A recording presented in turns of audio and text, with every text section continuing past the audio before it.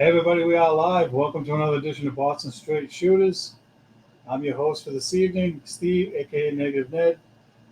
Frank is away again on business, so we'll try and hold down the fort while he's gone.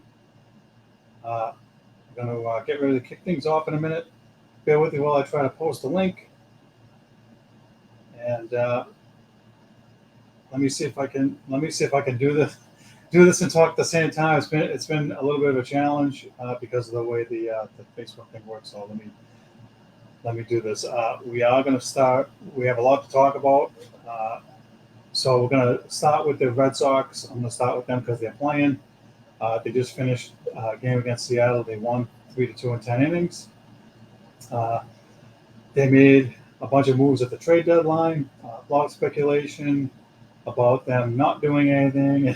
Me harping on Heim Bloom 2.0 or Heim Breslow or whatever you want to call it. I've been kind of busting his chops. He made some okay marginal moves, nothing splashy, nothing big, but I think that hopefully a few of those moves will indeed help the team, and so we're going to get into that momentarily. We are going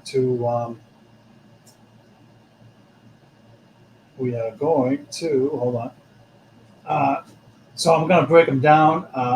They're not going to be in any particular order. I'm going to start with them picking up former Red Sox player um, James Paxton. He was here last year. Um, he he was with the Dodgers. He had, I want to say, his record was like 8-3 or 8-2. His ERA was about 4.43, which is right around where it was here last year, 4.5 4.5 or so. Um, and so, not what I wanted. I wanted a real legit frontline starter, and they're hard to come by, and they probably weren't going to give up the necessary prospects to do that or pay whatever that salary is. Lots of speculation about them trying to get Nathan Eovaldi from Texas, former Sox pitcher. He would have been, fantastic to get, but they opted to get Paxton back. One thing that they did not have is a left-handed starter in their rotation, and he was designated for assignment by the Dodgers. So that means they didn't want him, and I don't know why. They obviously made some moves to upgrade their starting pitching. So listen, he's a veteran. He should provide some help. I look at him kind of like Nick Pivetta. You're going to get, one decent start, one not so decent start. Last night he gave up a bunch of runs. Uh, you know, I think he pitched 5 1/3 innings or 6 innings, but it wasn't really his fault. The defense, which we'll get to later on, has been just a complete mess, and it doesn't help when you give up unearned runs, and so you can't blame the guy, right? Um, so I gotta give him kind of a mulligan for yesterday's start. They lose the game 10-6. What do you do with that? The bullpen again didn't come through. Um, they don't, the bullpen help that they had. They got injuries, so the guys that they have, typical what I call Ocean State job lot dumpster dive guys. They picked up another guy. I want to say Sunday. Another guy from the Dodgers that was, he was a waiver wire claim guy. His ERA is 5.98, and he comes in the game and he gives up 3 runs. And I'm like, okay, this guy blows. Why is he here? But you got to understand that their options uh, before making the deals yesterday were a little bit limited. Uh, okay, now All right, now the link is there for everybody if you want to join the show. Um, so listen, they have a guy, and I was reading on him. He's got a 5.98 ERA coming into yesterday, and he has no minor league options. So my guess is that the other two guys that they got, this guy's probably going to get bounced. If I had to guess, I can't imagine them sticking with him. But let's catch up the rest of the trades. Again, they're in no particular order, but I will say what they needed, and Frank and I discussed this last week. Their needs were a starter, preferably a top end guy, reliever, and right-handed bat. And so they did get a starter. They got James Paxton. They did get a right-handed bat. They traded with the Blue Jays for catcher Danny Jansen.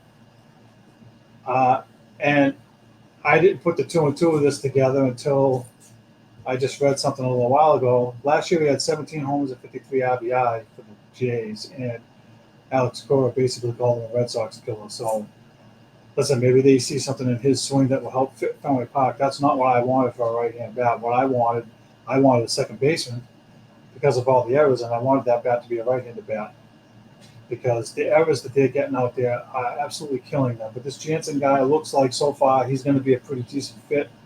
They ended up dropping back Reese McGuire. They let him go. And so, we'll see how it goes. The second base thing is driving me crazy. I'm watching these guys. Romy Gonzalez goes in the game yesterday. Routine ground ball, can't field it. David Hamilton, routine ground ball, can't get the double play. I mean, can we get some bionic legs like the $6 million man and bring back Dustin Pedroia and have him play second? Because this is awful. I'm getting tired of seeing these errors, and there's no fix now. They don't have anybody else. So I guess we're stuck with what we got.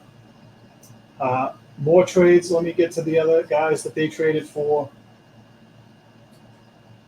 They traded with Pittsburgh. They traded Nick York, which is one of their higher-end prospects, for Quinn Priester. He's 23 years old.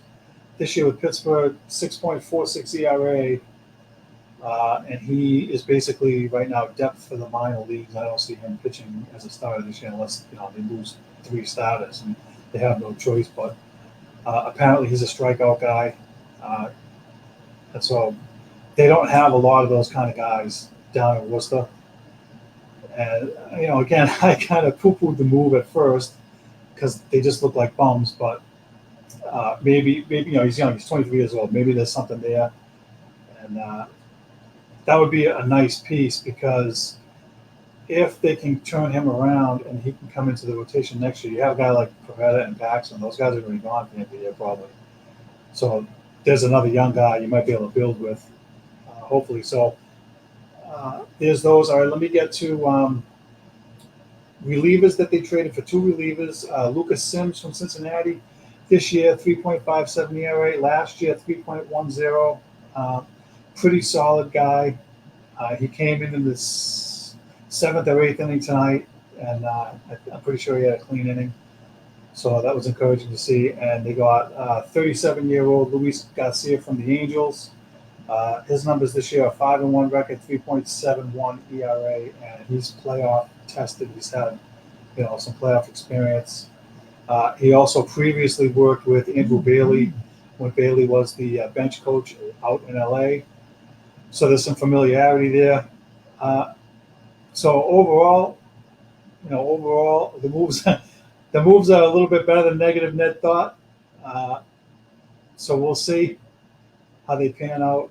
The relievers, the bullpen was really struggling and blowing saves. I mean, they blew a bunch of saves out in Colorado, causing them to lose 7 out of 10. Hopefully this helps get them back on track in the meantime while they're waiting for guys like Slayton and Chris Martin to come back. And so, it's not flashy, but maybe it's just enough to keep them in the hunt. And given that they've overachieved, this year, and they are in the wild card hunt. It's encouraging, at least, that they picked a direction and they decided to make moves to add to the team and not do nothing or trade away a bunch of guys. Most of the season there was some talk about them trading Kenley Jansen, the closer, which is a horrible move. I've hated that since day one. 2 years before they got him, they blew 28 saves. That's horrendous. You can't have that. So trading him with no closer and having the closer by committee, or trying to force a guy that's an eighth inning guy into that role that doesn't usually do that. That's a recipe for disaster. They've tried it a number of times. It never works. I'm not in favor of that. I didn't want to see that, so I'm glad they didn't trade him. The other thing is, we know that they're not going to add big payroll dollars to the roster. John Henry has been, kept a tight wallet this year. Again, we've talked about this on the show, Frank and I, where, back in November, Breslow was like, oh, we need one or two starters. And he was talking about spending money, and then they, and Tom Werner with the full throttle nonsense. That all got squashed. So in looking at where their payroll is right now, it's at roughly, with the additions, probably right around 225 million, maybe-ish. They were at 219 million. I did some quick math. They're only responsible for the prorated portion of what's left of the season for the guys' salaries that they picked up, which is roughly about 5 million in salary. And so that keeps them under the luxury tax. And I do get why John Henry wants to stay under the luxury tax. It's because the other owners that are getting this money were not investing that money in the team. They were pocketing the money. So if a team back in, when the Red Sox were winning championships in the early 2000s and they were paying the luxury tax, teams like Kansas City and Pittsburgh and Milwaukee or whoever that sucked were getting the money.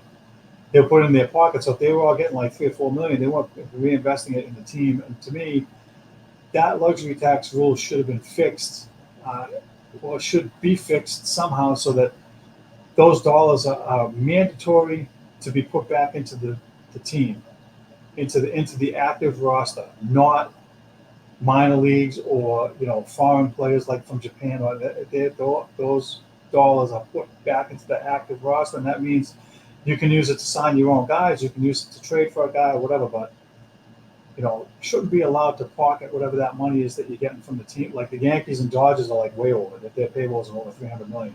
So they were way over the luxury tax. And now some of those teams that are on the bottom, like Colorado, Chicago, they're going to get money, and they shouldn't be allowed to put it in their pocket. Oakland, that's another example, and they're moving in a few years to Las Vegas.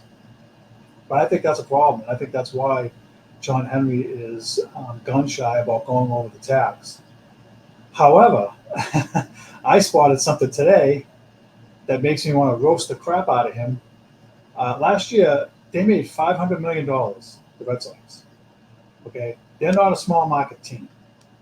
They made the fourth most money in baseball last year. They were fourth. The Yankees, the Dodgers, and the Cubs are ahead of them last year in payroll. The Red Sox are paying right now about 43.8% of in payroll.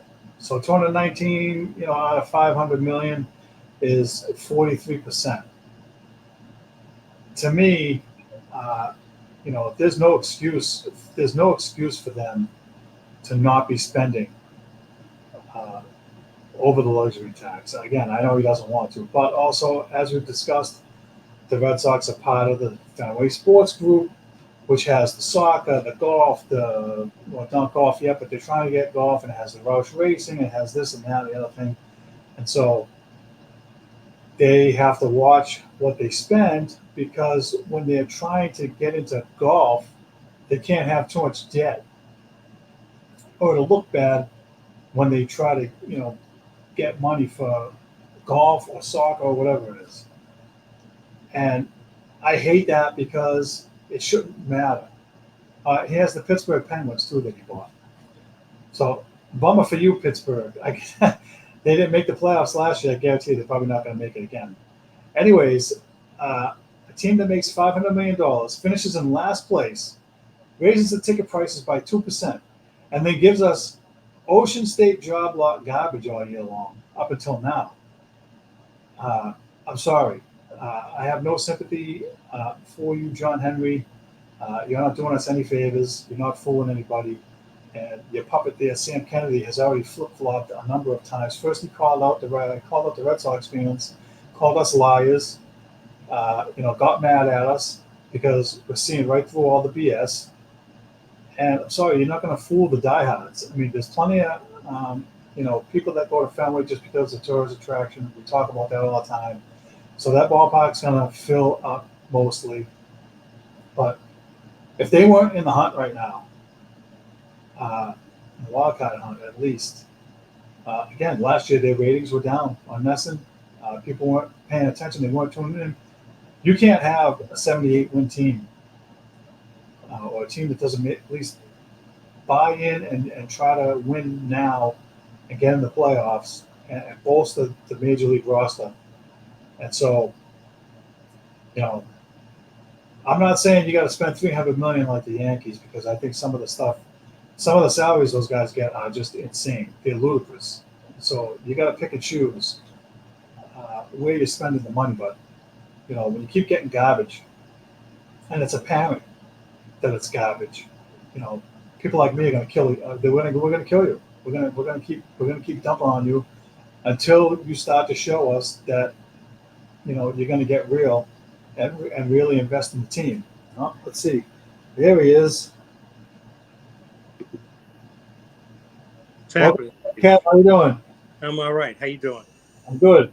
Sorry for the delay. No worries. Thank you for filling in for Frank. Appreciate it. No problem. All right, so where we at?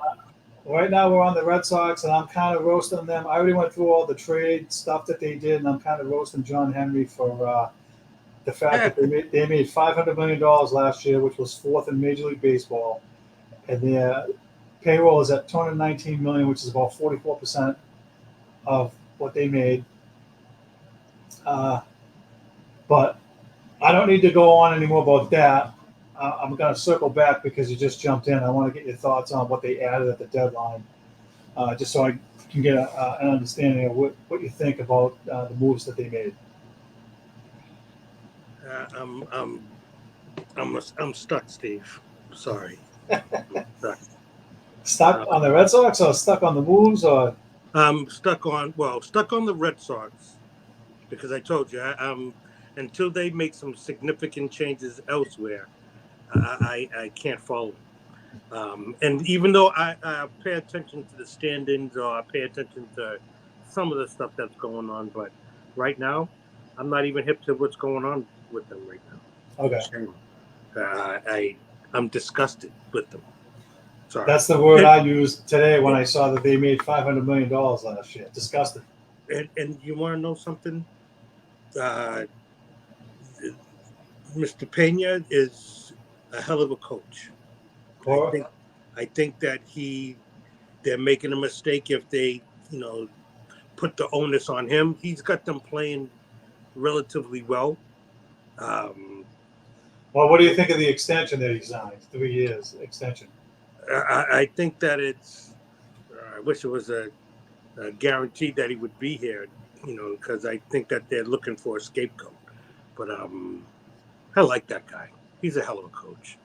Oh, he's a hell of a manager. I'll put it this way: if he didn't re-sign at the end of the year, Frank and I both talked about this. Teams are going to scoop him up. I mean, yeah, he was going. You can already talk about the Yankees, the Dodgers, and the Padres as being the top 3 teams to try to go after him. He was going to go to the Yankees and kill us. That's our worst fear. Trust me. Mm-hmm. Trust me. That's not new. Believe me, we've talked about that. I've mixed emotions again. I like him. I want him here, but I hope he knows what he's getting himself into. I think that this kind of shows him like, hey, all right, we're going to buy in and we're going to try to add to the roster. The moves that they made, again, they weren't like, top-notch guys like the Yankees would go get, or some of the other teams like the Dodgers and Baltimore, but at least they added. So I have to give him a little bit of credit for that. But having Corey here, he's gotten the most out of these guys despite what I call the Ocean State job lot dumpster dive bums he keeps getting. For them to be over 500 at all, I had them at 75 wins at the beginning of the year, and they're gonna easily get over 80 or 81. They should easily be over 500. So having my him here, apologies. I said Pena. Crazy. that's okay. It's all good. You're not following him, so it doesn't matter. Tony Pena, I'm pretty sure he's not managing anyway. That's all right. It's all good. All right. Well, I'm watching the time here a little bit, and I will try not to overrun, but I can't promise anything because I have a habit of overrunning the show. But let's switch gears to the Patriots. You've been following them, I assume. Yeah, a little bit more. All right. So and I have to bring up a name that I brought up a long time ago. All right. Let's see. And he seems to be making a little bit of noise. I'm not saying that he's the savior or anything like that, but I'm telling you, this guy Joe Milton. Watch out for that guy. Oh, wait a second now. See, you're drinking the Kool-Aid. You're drinking the Kool-Aid. I'm just saying. No. Have you seen any of his highlights from Tennessee? I haven't, but I listen to sports radio, and one of the guys that goes down there, Greg Bedard, was on. And so he's seen all the practices, and so does Phil Perry and Tom Curran. Those are the Patriots, guys. I've been listening to what they've been saying about him. So listen, there's a lot of hype around some of the throws he's making, but you have to take it with a grain of salt. Yeah, the guy can throw the ball 80 yards, but what's he working with? The second and third string guys. He's working with the scrubs. So if he was doing that against, the Kyle Duggars and Jabril Peppers and Gonzalez, like if he was doing that against the starters, okay, eye opener, big time. So you gotta take it with a grain of salt. And look, I'm frustrated that last year they let Cunningham get away and go to Baltimore. I wanted them to give him a legit shot. So if this guy has the talent and the brains and whatnot, they got to find a way to keep him. So I agree with you. I think that he's a project, but work with him. Don't change him and say next year, we're going to try him at wide receiver. I hate that. No, don't do that to him. The thing is, he's a big boy. He can run. He's mobile, and he fits the new age of the quarterbacks that are playing now. So you want that. He's got to beat out Bailey Zappi. I don't think he will. That's all I'm saying. That's all I'm saying. But see, what you don't want though is you don't want him to beat out Drake May. That would be a bad sign. No. I don't see that. I think that Drake May seems like he has a kind of sharp football mind. I've seen how he broke down some plays and like how he would do it and what he saw happening. And the kid seems like he's very intelligent. He's not a small guy, so that's a plus too.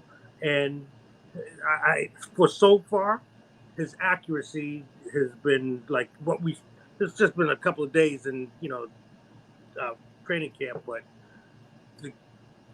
everybody's high on that throw that he did when he's looking one way and he throws it the opposite way. Yeah. I think that those are the kind of flashes that we're going to probably see from him. He's not Mac Jones. Mac Jones, we were looking at him like this kid is accurate. He has the acumen. He's intelligent, but he just couldn't put it together as like being out the pocket and know what to do and accuracy. Definitely, most definitely. He got put in a bad spot. Hopefully these guys will develop him. If he goes to some other team and is quiet again, not doing anything. Well, listen, he's not going to go to Jacksonville and be the starter. That's not happening. He doesn't have that yet. But again, he went to a team that has a quarterback whisperer in Doug Peterson. And so sometimes you need to change the scenery and get into a system and have a guy that's going to actually work with you and make you better. I don't think these guys could do that here, Patricia and Judge and even Belichick to an extent. But getting away from that, I've heard some things about Drake May, about how he's behind and he's not looking too good. And it's 2 days into camp. The guy hasn't played behind center in college a lot. he's got to learn a whole new system. He's got to learn terminology. He's got to get familiarity and comfortable in continuity with the guys he's practicing with. And so if he's practicing with the second unit, those guys are all green too, most of them. He might not look good now, but I think if and when he gets some reps with the first unit, first of all, they have to fix the offensive line. That's not new. We've discussed that before here. And it's still a bugaboo, and they still have no left tackle. They've already tried 3 guys over there. So I'm hoping that when the cuts come, they find a veteran guy that they can get maybe to solidify that spot. But, everybody's all dumping on Drake May. Oh, he was the 3rd pick, and, now he's not this and that. It's like, dude, you got to give him some time. No, you got to give him some time. He's getting his feet wet. It's a rookie. Everybody thought he was going to beat out Jacoby. I actually don't even see him playing until maybe the 7th game, 8th game, or something like that. Just to throw him in there, just to get a couple of reps. But I don't see him playing. Brissett, I think he got there. And they don't. And that's the whole idea behind getting Brissett, is to have him tutor the rookie. Unlike Mac Jones had, I think he had Cam Newton. Cam just for a second there. Right, but Cam was stinking. Not enough. It wasn't. And it's not a knock on Cam Newton. It wasn't his fault. It was Belichick. No, it wasn't his fault. He was stinking it up because I thought he was hurt. Well, he could have played hurt, and we wouldn't know it because he's a big guy. Mm-hmm. But I think that move set them back a little bit. Nonetheless, Jacoby to me is the right guy. He knows the system. That's why he's looked better in camp so far. He's worked with Alex Van Pelt before, and so he's going to look better. And we need him to look better. We need a legit guy that's been in the league. Again, he's not going to be Tom Brady or whatever. Lower your expectations. Can he be a top 16 guy? I think he can. He can be a top 16 guy. Why not? He doesn't have to throw for 400 yards a game. If they're doing that, then they're doing something wrong. You know what I mean? Andy's a better fit for the fact that we don't have an offensive line to protect them. He won't get it as rattled as you throw somebody like. And they're going to run the ball more, so you're going to need that. I mean, you got to not turn the ball over a ton and keep things in check. And so I think he's a good fit. So that part of the training camp and so forth, and Drake may be in behind. I just think that people are jumping the gun. I listen to the sports radio people, and I hear people calling, and they're like, "Well, Drake May's number 3 pick overall. He should be ready to go." Well, it's like, no, it doesn't work that way. They all don't work that way. You got to get lucky. Every guy that gets picked as a number 1 quarterback doesn't always play. Patrick Mahomes sat. Aaron Rodgers was picked 24th or 25th. He sat for 4 years. Mm-hmm. So sometimes the best thing for these guys is to have them sit. I don't want to see Drake May go out there and look like Mac Jones, throwing the ball all over the place, getting rattled and getting killed by a crappy offensive line. I said this to Frank last week. I said, Frank, it would be different if they had a veteran offensive line that was solid and they were like a top 5 or a top 10 offensive line. And you put I'd still be nervous about putting them in there, though. But I'd be less nervous though putting them in with a veteran, cohesive, good unit. You put them in there now, it just looks like Legos. I mean, they just falling all over the place. You can't put him in there in that situation, in my opinion, right now. So, listen, I agree with you. It could be week 8, it could be week 12, week 17, who knows? But he has to sit for at least the first half of the season, in my opinion, minimum. Unless he, elevates during the practices in between games, and he's knocking it out of the park and he's blowing Brissett away, and then they have no choice. I don't expect that. But I do want to move on to the Matthew Judon situation. Yeah, that's an absolute nightmare. I'm gonna just catch everybody up to speed with what's happened, and I'm gonna ask for your thoughts. He's been trying to negotiate a new contract because the contract he has, he's on the books for $6.5 million. That's not guaranteed. So he's been griping about his contract.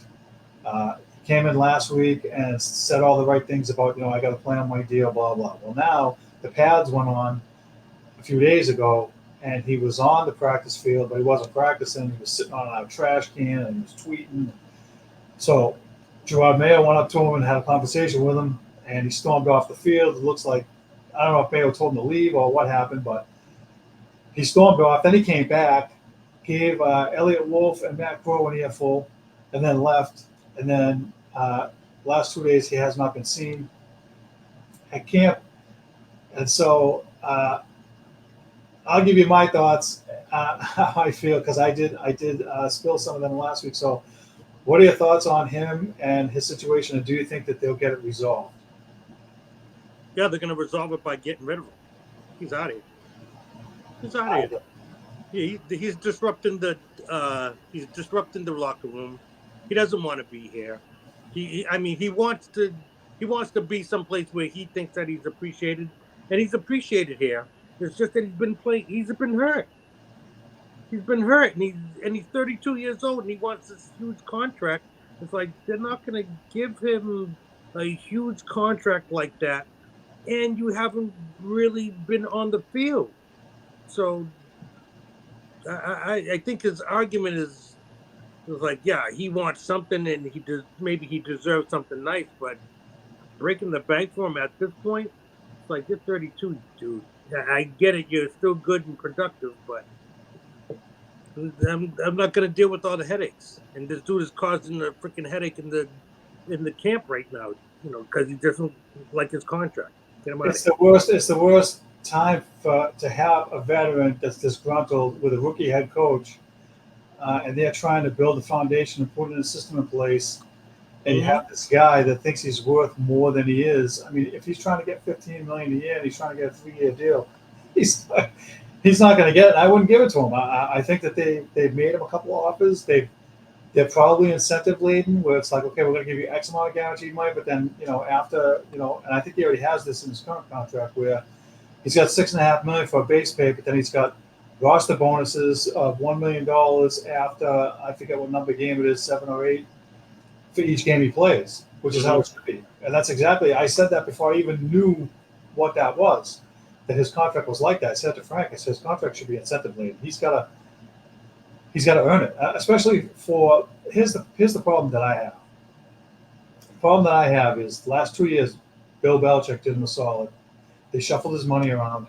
They paid him $19 million last year. He played 4 games. Right? Got hurt. He made money. And now you got hurt, and you have to expect that the team is going to be like, okay, if he's 28, it's a different story. He's 32. Mm-hmm. Right? He's on the wrong side of 30. And so you can't give him 3 years and $15 million a year guarantee, or any guarantee, whatever, $12 million this year. You can only give him X amount of guaranteed money this year. I wouldn't go any higher than maybe 8. Because to me, that would be like half a season's worth of money at $1 million a game. If he plays 8 games, you're lucky to get 8 games out of it. Right? Just the injury risk, it's an unknown. And it's not because I don't like Matt Judon. I like him. He's a damn good player. But when you have a guy that's upset in the apple cart now, and he's disgruntled, and to your point, he's disrupting the team, I just think you got to squash it.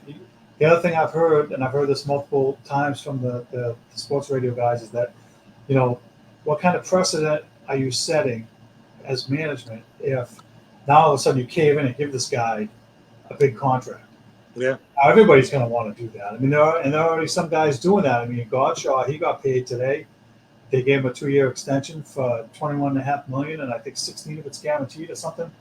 So, how many more times are you going to do this?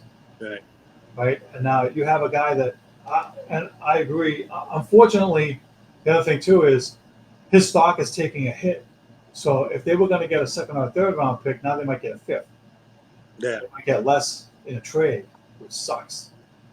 But I think at some point, the longer this drags on, if this isn't resolved in like a week, you may have no choice but to trade him for a 5th round pick just so you can get him out of your hair and just let somebody else sign him and deal with it. I mean, it's unfortunate. Nobody else is going to give him that kind of money that he's looking for. I think they will, just because teams are stupid.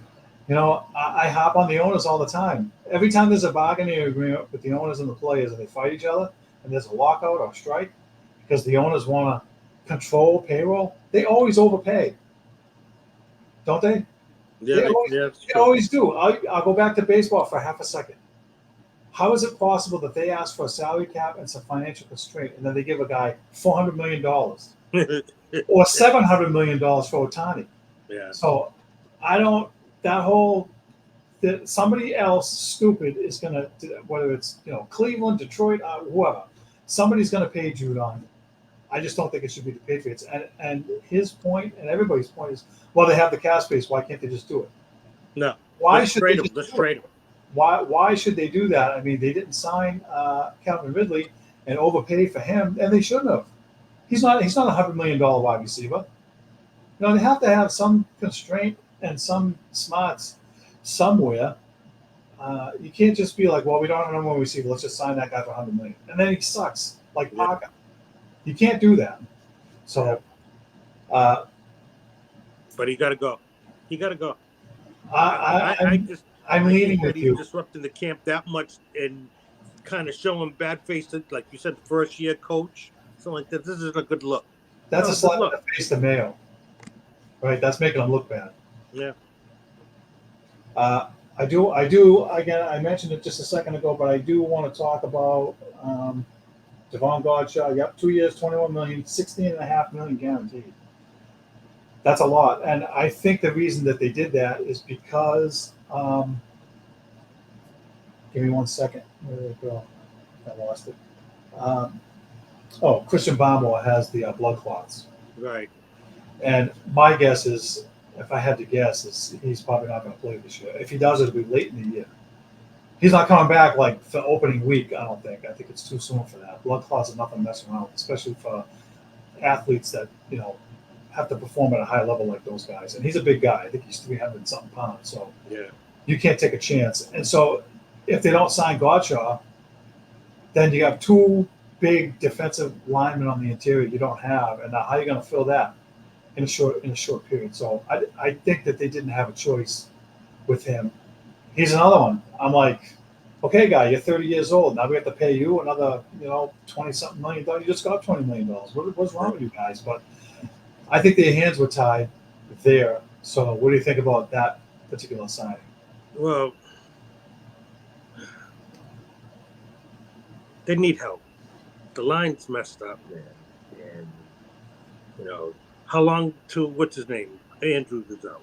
I mean, we're just hurting. We're hurting there. So I get it that, you have to pay him. I don't know if I would have paid that much, though. That was a little bit much to pay for him. And I don't think that he is that guy like that. He helps. He's a definite help, but I don't think he's that guy. I think he got overpaid there. That was just like insurance to keep somebody in here. But that's just making my point I just said a few minutes ago. There's always going to be some team that overpays because they have to, right? And that's a perfect example of it. Yeah. They had to overpay because they don't have anybody else. I think if Bob was still here, they probably would have let him walk. Yeah. They probably wouldn't have signed him. It's unfortunate. All right, let me move on. We're going to move on to the Celtics. Here's another fiasco, so to speak. I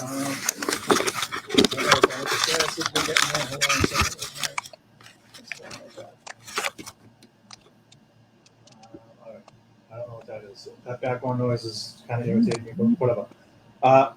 Okay, so it's on your side or my side? I think it's on my side. I'm getting some kind of noise, like a clicking noise. I hear like a static click or something like that. It's like a staticky noise, yeah, and I don't know what that is, so bear with me. It's all right. Okay, so Jayson Tatum. All right, so you have Jayson Tatum, Holiday, and Derek White all on Team USA. A lot of controversy with Jaylen Brown not making the team. Frank and I touched on quite a bit of that last week.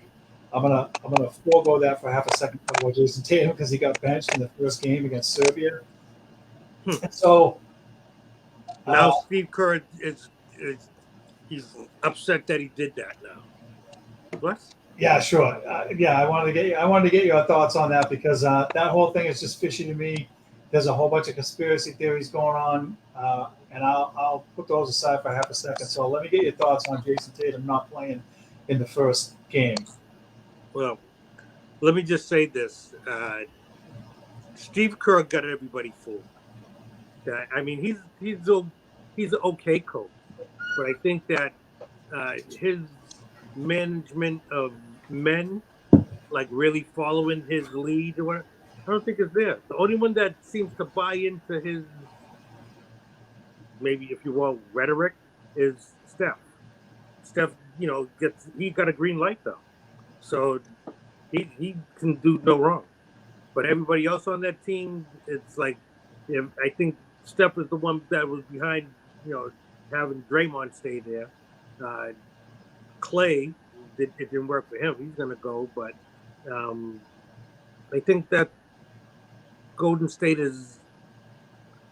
They were winning under a guise. It was a disguise.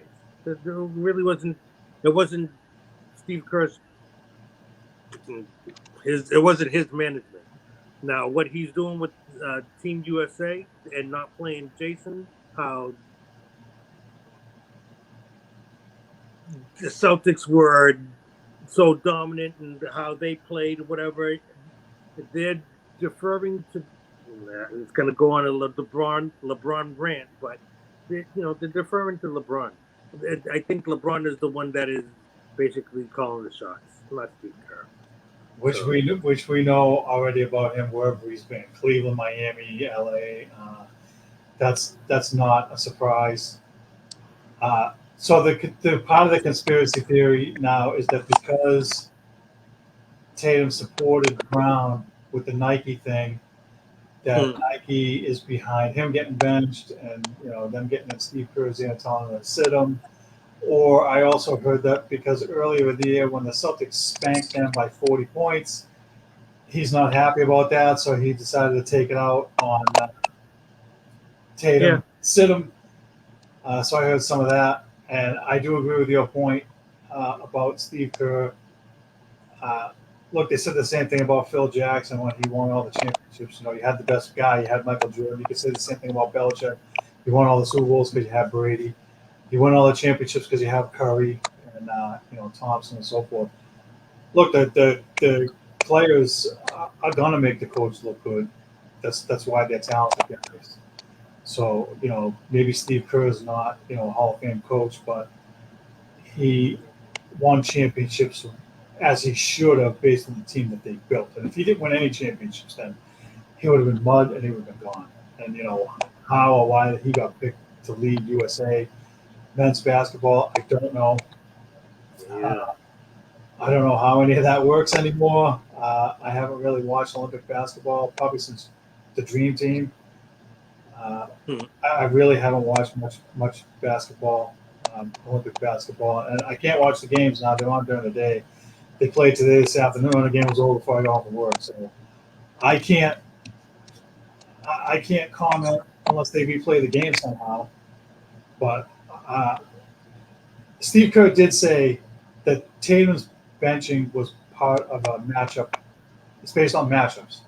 And so every game, somebody else different is going to carry the load. And so Durant was coming back the first game, and he kind of carried the load. Today, I heard it was Anthony Davis, I think, got 18 points. And so it's possible that they're looking at matchups and they're like, okay, we're going to feed this guy the ball. We're going to feed that guy the ball. And, I'm not justifying him benching Tatum. I'm just saying that they're talented enough that, like, LeBron shouldn't be like just a featured guy and get the ball the whole time that they're there.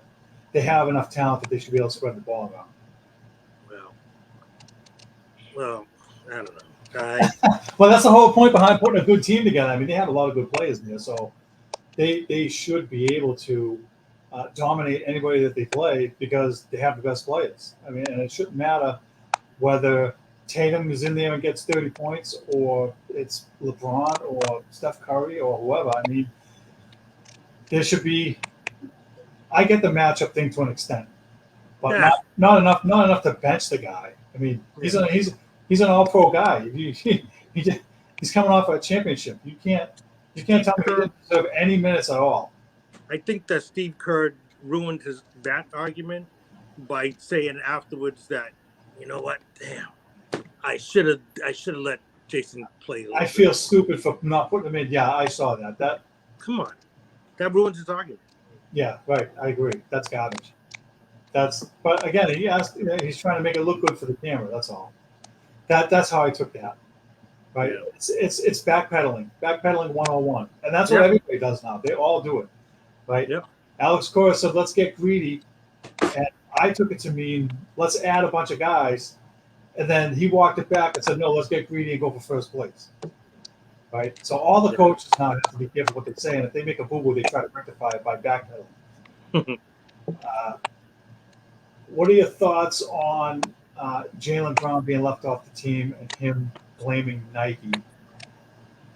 Conspiracy theories. They're pitting him as a conspiracy theorist. Right. I think there's truth to his feelings.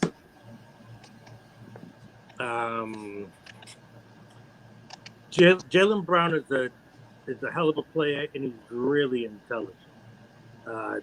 The fact that he's not going for the okey doke with these guys on some things is just, well, he's standing his ground. They want him to, so to speak, play ball and go along with the program. Right. And he's not trying to do that. I hear him. Stick to your guns. That's what I was going to say next. They're afraid that he's going to say something, or it's going to be about like politics or whatever instead of about basketball. They don't want to add that to what they're trying to do over there. So I get it, but listen, he tells it like it is. Sometimes that's a detriment because people take it the wrong way and they spin it. And the media has to spin everything. Look, I've said this 1,000 times. I am negative Ned on here, but you know how the media around here is in Boston. They'll take the smallest thing and make it the most negative thing and carry it for a long, long time. So it's negativity that's unneeded and unwarranted. And to Frank, I said this before, is that they're trying to put something out there that's there's no story. Like they're trying to make something up, and it's not fair. It's not fair to the players that they do that. But it's all about ratings, and that's why they do what they do. Some of the pundits out there recognize that, and they'll play into that, aka Stephen A. Smith. Stephen A. So I mean, it's unfortunate that a guy that is a really good guy, good heart, or so it seems, and he's just not going for the same old okey doke. Well, you got to play ball. You got to play with us, and go along with the program, or something like that. Nah. No, and this day and age where there's a whole lot of pushback on everything, whether you want to call it Karens or Kens that are cancel culture. Cancel culture. Yeah. So these guys have to watch what they kind of have to watch what they say because they don't want to get canceled. Yeah. Which I hate, to be honest with you. I mean, look, he's being a real stand-up dude, standing his ground, and people are looking at him like, even bashing him. He's a conspiracy theorist. He's doing this, like making him look almost like he's crazy. I don't want. It's not our fault that he's not playing. That's him. He's got some attitude or something like that. But see, that just tells you that they can't handle the truth. That's why they're afraid of him. Yeah, shame. Right. So you got people that will speak out and give it to you straight and give you the truth, and they don't like that. That's part of the issue. They don't want them to do that because it makes it look bad. Yeah. That's why. Yeah. Yeah. So at any cost, I'm gonna say things. It may not be right, but I'm gonna say things anyway because that's what the people want to hear. It's the clicks. This is the argument, and we got to go with that. Conspiracy theories are all you want, but LeBron pushing the league, certain things that are happening right in front of our faces. They want us to just swallow it and say, yeah, no, that's just a game change now. You're an old guy and you're looking at the game how it used to be. It's changed and they're faster and they're stronger. Cut it out.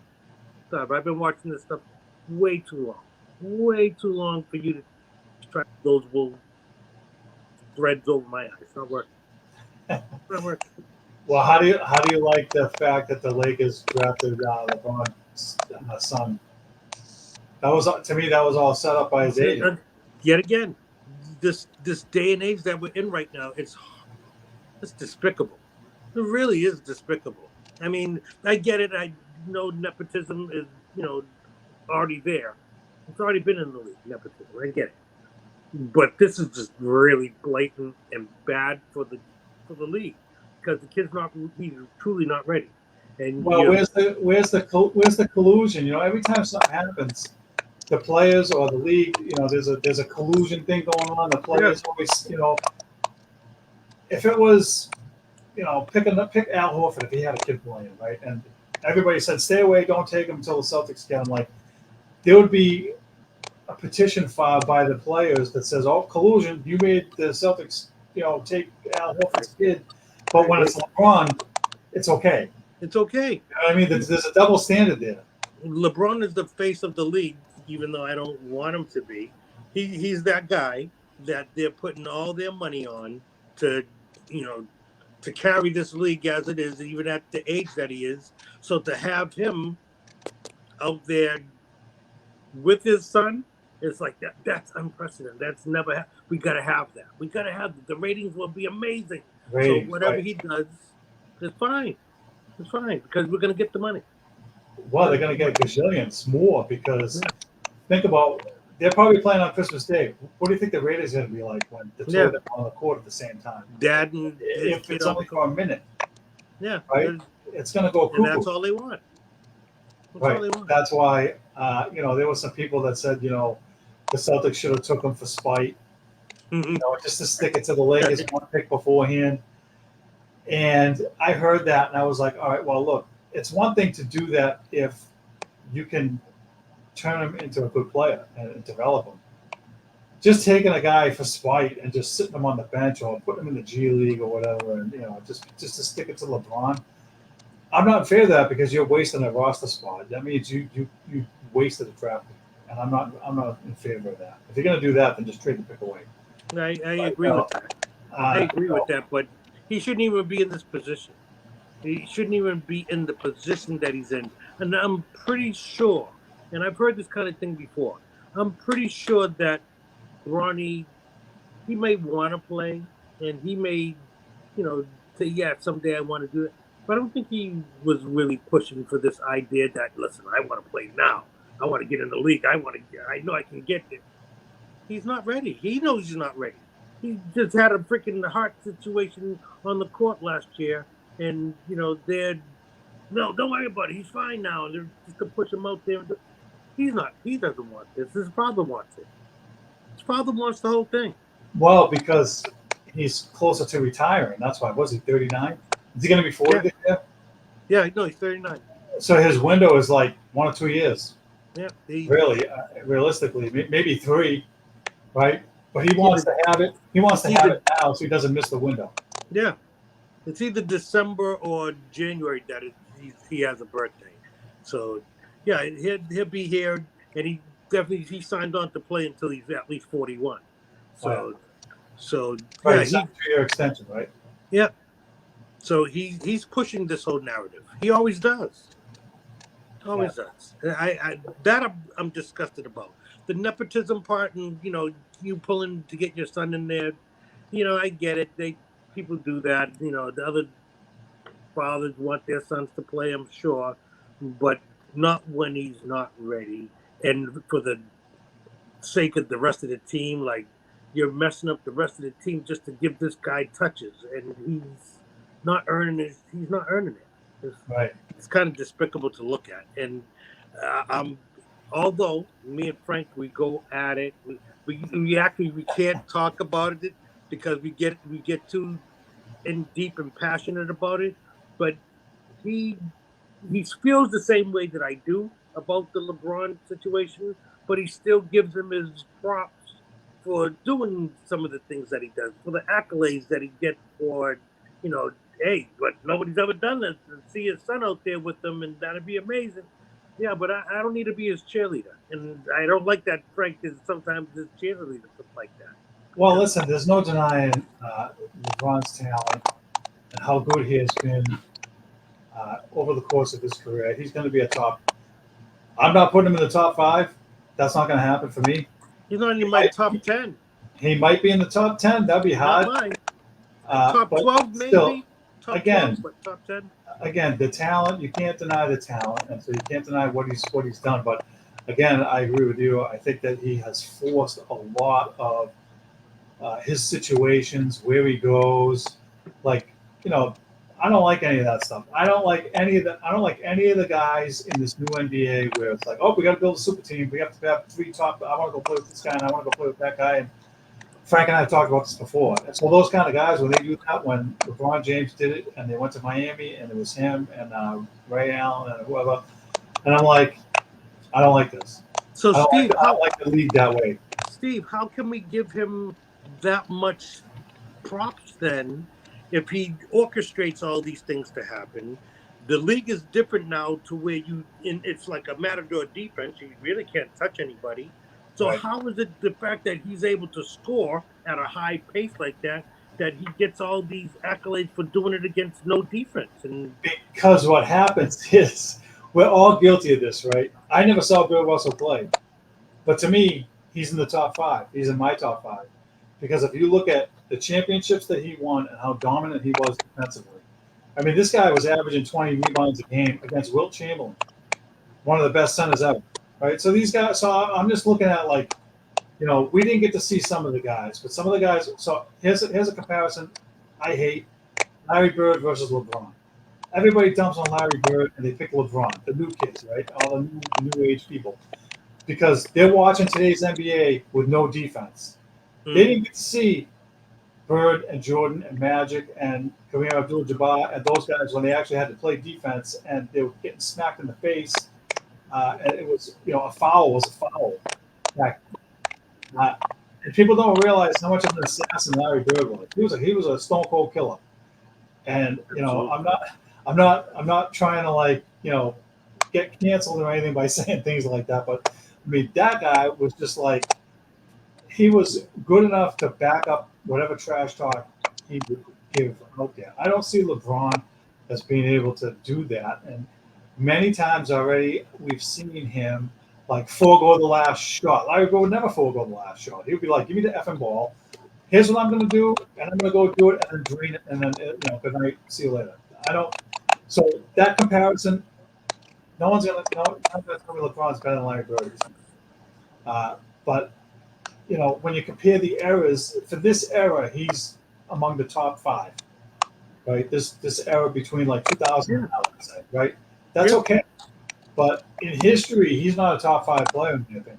And I don't care if he won 3 championships or 13 or whatever, but he just doesn't have enough of it, in my opinion, that the great ones had, like Jordan and Bird, Magic, and Bill Russell and Kareem Abdul-Jabbar and some of those guys. I mean, Wilt Chamberlain. He can't surpass them guys, in my opinion. I don't put him ahead of them. And so I don't either. Especially with the way, to what you just said, the way he orchestrates and determines the outcomes of how many coaches has he had fired. That's a thing that really aggravates me. Everywhere he's gone, he advocated to get a guy there, and then he got him fired. It's in the double digits. I think it's like 10 coaches or 10 coaches or more, 10 or 12. That part of it too is it's a turnoff for me. I hate all that stuff. If you're a great player and you just go play, fine, but you have to have the perfect coach and get this guy out of here and get me this guy, put my son on the team, all that stuff. I can't. Can you? And Frank and I discussed this before. Can you ever imagine Bird and Magic and Michael Jordan be like, "Oh, I want to play with those guys. I'm not playing with anybody else." None of them would do that because they all wanted to beat each other. Yeah. They wanted to play against the best and beat the best. So they could be like, "I'm the best guy." Not like, "Oh, that guy's the best guy. I'm going to go play with him." Now these guys are hugging each other. And they're hugging each other and want to team up and let's beat everybody. Come on, come over here. And listen, as kids, you want to play with the best kids on your team because you don't want to get slaughtered. But this is guys making $40 million a year. Yeah. It shouldn't be like that. If I was making $40 million a year, I wouldn't care. Yeah, I It's think insane. it's All right. and, Well, I was the first one to tell Frank about this kid. I was like, Frank, you got to see this kid. You got to. I'm telling you right now, this kid is he's a beast. This kid's coming. Who's this? And I was like, his name was LeBron.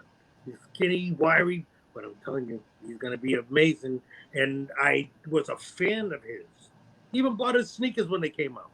But over the years, just to see his antics and everything, it's like really I can't follow that. I can't follow you. I can't. I can't even buy into the way that the game is right now. I'm disgusted with that too. oh, don't get me started on that because listen, it was a long time that I watched basketball up until we started doing the show. I had really not watched basketball because I just looked at it as like, and I will say that when the Celtics had Doc Rivers, I did watch because it felt like they were playing more team basketball. Whereas before, it was like one guy would get 30 shots in a game, then he's getting a shoe contract. And he'd be like 11 for 32. I'm like, that sucks. Why is that guy getting a shoe contract? That's terrible. It was like one-on-one basketball. It's like I got to get all my shots and I got to get a shoe contract, and no one else is getting the ball. And then again, like I said, when the Celtics were playing with Doc Rivers as the coach, it was felt more like a team oriented. They were passing the ball. It's very similar to what they have now, where they space the floor out and whatnot. So I hate the threes. They drive me nuts. But at least I see them playing team basketball, the Celtics. Yeah, So good passing. it's enjoyable. It's enjoyable for me to watch the teams that pass it around and find the open guy, Yeah, as opposed to the one guy that has to get all the shots. And look, I understand. And look, the guy that has the hot hand that night should get the ball. If Derek White's lighting it on fire, he should get 25 shots. If that's how it's going, that's fine. But when the top two guys, Tatum and Brown, have to get 30 shots each, and no one else is getting the ball, that would irritate the hell out of me. yeah, So that part of the league drives me nuts. And I know other teams have that because so and so is the top scorer and the guy's getting 50 points a game. I get that, but it's not enjoyable to watch in my opinion. I don't enjoy that. I overran as usual, so I got a couple things we got to get to. So I apologize, Frank. I did want to get to the Bruins real quick and just mention that Jeremy Swayman is still not signed. He and the Bruins elected not to go to salary arbitration. A bunch of guys that did elect to have arbitration were supposed to have hearings within the next week, and a lot of them signed already. So there's very few guys left that are unsigned, and Swayman is one of them because neither of them decided to go to arbitration, and so the Bruins are going to wait him out, and this is going to drag on, and I hate it because, as I've been saying, if it drags on until training camp, it's going to be bad for both parties. And this is where you see guys get hurt. You've seen it in football 1,000 times. Guy holds out. Emmitt Smith did it one year. Held out just the first two games. The team lost those 2 games, then they had to sign him. So it's the same kind of situation. yeah. I'm not going to hop on it too much now because the league is really quiet now. It's the summertime. There's not a lot going on. So I'm going to jump over the rest of the Bruins talk because we need to get to the poll questions. Poll questions from last week. Which of these do you think the Red Sox should add at the trade deadline? And the options were top-end starting pitcher, reliever, or right-handed bat. Top-end starting pitcher, 100%. 0 for the other two. That's a no-brainer. I think everybody wanted a top-end starting pitcher. Oh yeah. Given their struggles. Second question: do you like the Red Sox trade deadline deals? They might help. Not enough. Looks like more of the same. More of the same. 100%. Might help. 0. So still, that's to be determined now. We'll have to see how that all plays out. Predictions. Last week's predictions. I said the Red Sox would get bullpen help before Sunday. Unfortunately, the guy they got had a 5.98 ERA, so that's no help in my opinion. So wrong again. And Frank said that they would get 2 of the 3. Left-handed starter, a right-handed reliever. They actually ended up getting all three. So Frank was right again there. He said the Patriots would go heavy after T. Higgins. No action that I've heard of. And they would get a left tackle by next week, which they have not done. And so now we have come to the portion of the show where it's time for us to make our predictions. And of course, I don't have one ready as usual. So, do you have one, or we need some time, and I'll see if I can. I'm going to say that Team USA is going to lose a game. They're going to lose a game this week? Yeah. All right. Yep. They're not the dream team. Not that some people are giving them. They're better than the dream team. Shut up. Shut up. I don't want to hear that. I don't want to hear that. Stop it. You don't know basketball if you say that. If they lose a game, does that knock them out of the medal round? Out of the gold medal round, I think that they just drop down and they would have to compete for, bronze or silver. Yep. So no gold. Sorry. All right. That's okay. Hey, Sorry. I'm okay with that. That doesn't bother me. I think they should wax whoever they play. But good. Some of the teams, I was reading, and I talked to Frank about this last week. Canada has like 11 guys or something from NBA. I think it's Canada and Germany and France. I think have the most NBA guys. So those games are going to be tough when they play. And don't forget, who is it? Serbia with Jokic? Oh, they just beat Serbia. They beat the snot out of them. They have Jokic, don't they? Yeah. And they've already beaten them twice. Yeah. Somebody's going to get them. I haven't really been paying attention to the Olympics. I'm disgusted with sports in general. I think I am. You know why? I just think that they're gonna, they're hype on themselves, and the idea of not having like a Kyrie up in there or Jaylen Brown up in there, I just think that they're making a mistake, and they're a little bit confident, overconfident, and yeah, they're gonna be, brought down to the wire again. South Sudan almost did it to them, even though that was pre-game stuff. But I say somebody else is going to come up and sneak up on them. Could be Canada, could be somebody else that's like, we played this game too, So, just saying. All right, well, I'll make mine. It's not going to be popular. I say James Paxton goes down with an injury this week. He's had a history of knee problems. That's my one prediction. I told Frank last week, until I start getting them right, I can't have more than one in a week. So that's it. I can't get them right. I think I've gotten 2 right in the whole time we've been doing this show. And I apologize for the clicking. I don't know what it is. I don't know why it's doing that. Yeah, I hear it. I don't know how to fix it. So hopefully next week that won't be an issue. But that's it. That's the end of the show. Kev, thank you again for filling in. Oh, who's that? We have another special guest. Who's that? This is Latte. Latte? Latte is the coolest cat ever. She really is. Let's see that. Is that better? That might be better. This is my girl. She's That's so a pretty cool. cat. She's How old? very cool. How old? Oh, geez. Probably like 15 years. Wow. 14. Can't even tell. Yes.